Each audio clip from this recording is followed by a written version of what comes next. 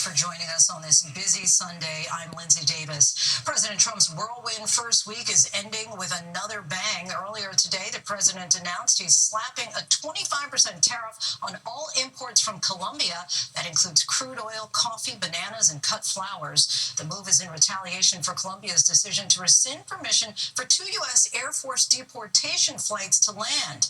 President Trump now says Colombia's actions threaten U.S. national security.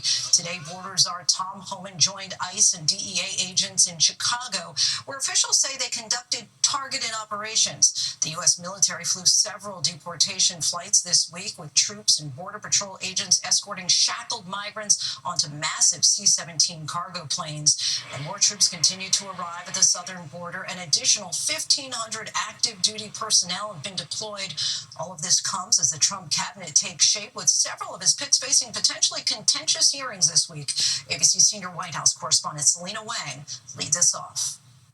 Tonight, President Donald Trump retaliating against Colombian President Gustavo Petro with a blitz of tariffs and sanctions after he says the country refused to accept 2 U.S. military planes carrying recently deported migrants. Trump announcing the U.S. will impose 25% tariffs on all Colombian imports, threatening to raise them to 50% in a week. A move that could raise consumer costs for the billions of dollars worth of goods that the U.S. imports from Colombia each year, including crude oil, coffee, and bananas. Trump also imposing travel bans and visa restrictions on Colombian government officials and their supporters, vowing these measures are just the beginning. President Petro responding on social media saying Colombia will impose reciprocal 50% tariffs on U.S. goods, telling Trump, "I resist you." The international dispute capping a whirlwind first week in office for Trump that featured a torrent of executive orders and presidential proclamations. I took nearly 350 executive actions to reverse the horrible failures and betrayals that we inherited. Many of them aimed at dramatically reshaping America. Our message could not be more clear. America's decline is over. Overnight, 7 Democrats joining Republicans in the Senate to confirm Kristi Noem as Homeland Security Secretary, putting the former South Dakota governor in charge of the department at the center of Trump's immigration crackdown. The vice president votes in the affirmative, and the nomination is confirmed. And in a dramatic moment on the Senate floor, Vice President J.D. Vance casting the deciding vote to confirm Pete Hegseth as Secretary of Defense. Mr. Vice President, thank you for breaking the tie. 3 Republican senators voting against Trump's controversial choice to run the Pentagon. The military veteran and former Fox News host fending off allegations of sexual misconduct, financial mismanagement, and alcohol abuse, allegations that he's denied. This as Democratic lawmakers and even some Republicans are blasting Trump for purging independent government watchdogs on Friday night.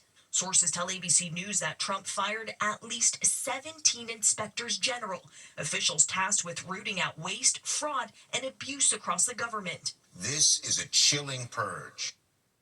And Lindsay, next week will be a crucial test for Donald Trump's other cabinet nominees. The Senate will hold confirmation hearings for Tulsi Gabbard for Director of National Intelligence, RFK Jr. to lead Health and Human Services, and Kash Patel for FBI Director. Now, they all face an uphill battle, which is why next week will be make or break. Lindsay? We'll be watching. Selena, thank you. Both Colombia and Mexico are refusing to allow U.S. military deportation flights to land as migrant advocates here are pushing back against the immigration crackdown. Here's ABC's Melissa Adon. Tonight, an ICE crackdown in Chicago. The law enforcement agency and its partners conducting an operation to preserve public safety and national security. President Trump's border czar, Tom Homan, and acting Attorney General Emil Bove on hand to personally observe the action, part of a mass deportation effort targeting undocumented migrants living in the United States. The Trump administration enlisting the U.S. military to the cause this week, sending an additional 1,500 troops to the U.S.-Mexico border and using military planes to transport migrants back to their home countries.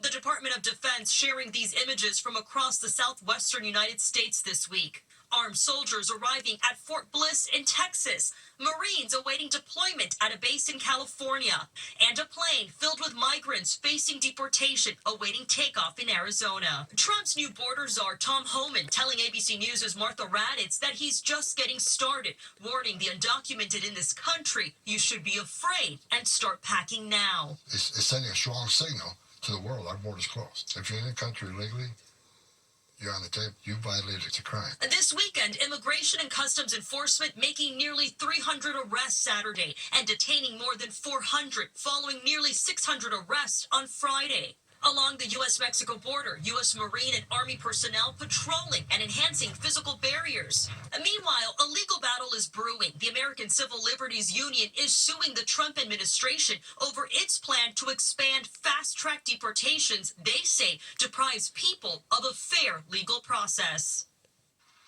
Lindsay, immigrant rights groups across the country say people are scared, but they're providing resources like hotlines and community meetings to help those who may fear deportation. Lindsay? Melissa Don reporting tonight. Thank you. Now to the disaster in Southern California. He just explained parts of Southern California are under a flash flood watch tonight. Authorities are warning about the potential for those mudslides. Let's bring in ABC News meteorologist Samara Theodore. Samara, when are we expecting the heaviest rain? Well, Lindsay, we're actually anticipating the heaviest rain tonight. Taking a look at the radar, rain has been moving through Southern California and will continue to pick up as we head through the overnight hours. Warnings and watches already being put in place. A flash flood watch in effect until 4 p.m. tomorrow. It's there where we could see that mudslide and debris flow starting Santa Clarita, places like Altadena. 8 p.m. tonight, heaviest of the rain hitting Los Angeles, California. As we move through the overnight hours, by 7 a.m., we're starting to see that move further inland where there will be snow in higher elevations. This all tapering off by tomorrow evening. By the end of it all, they could see over an inch of rain in some areas. Lindsay? Blessing and a curse, Samara. Thank you. Overseas now, threats to the delicate ceasefire at home. The future of TikTok remains uncertain. President Trump says there are several potential buyers and a decision will be made within 90 days. ABC's Alex Brachet joins us now from Washington. Alex, what are you learning? Lindsay, tonight President Trump says he's in talks with multiple people about buying TikTok and that a decision about the popular social media app could be made within the next 30 days. Now, despite once calling for TikTok to be banned over national security concerns and a subsequent bipartisan law that briefly prompted the app to go dark in the U.S., Trump has pivoted, spending much of his second term working on a deal that keeps its 170 million monthly U.S. users online. The president dismissing reports that software company Oracle is in talks to buy TikTok. Two sources close to TikTok, the TikTok side of the negotiation, tell ABC News that there is a path forward to a deal that allows the app to stay in business consistent with the law. And Lindsay, tonight, one of those sources tells ABC News that Trump's approach to this is a bit like an episode of Shark Tank. Alex Brachet for us. Thanks, Alex. Tonight, terrifying monkey. The spread of bird flu in livestock is hitting consumers in their wallets with egg prices soaring. While there's no evidence of human-to-human spread of the virus, the federal government says they are watching the situation carefully. Here's ABC's Ariel Reshef. Tonight, the country's bird flu outbreak is creating egg shortages and sending prices soaring. I couldn't believe it. We just bought eggs, and they were like $11, $12. At least 36 million egg-laying chickens have been killed in recent months to prevent the spread of the virus. Workers on this Long Island, New York farm are euthanizing nearly 100,000 ducks after bird flu was detected there. We need better surveillance on farms. We need better surveillance in the livestock because we need to know where this virus is spreading. There has been no evidence of person-to-person spread, but at least 67 people have been infected and one person has died. And JA is urging more testing and vigilance in communities where livestock has tested positive for bird flu to ensure it's not spreading more widely. Lindsay? Ariel, thank you. There's still much more ahead on World News.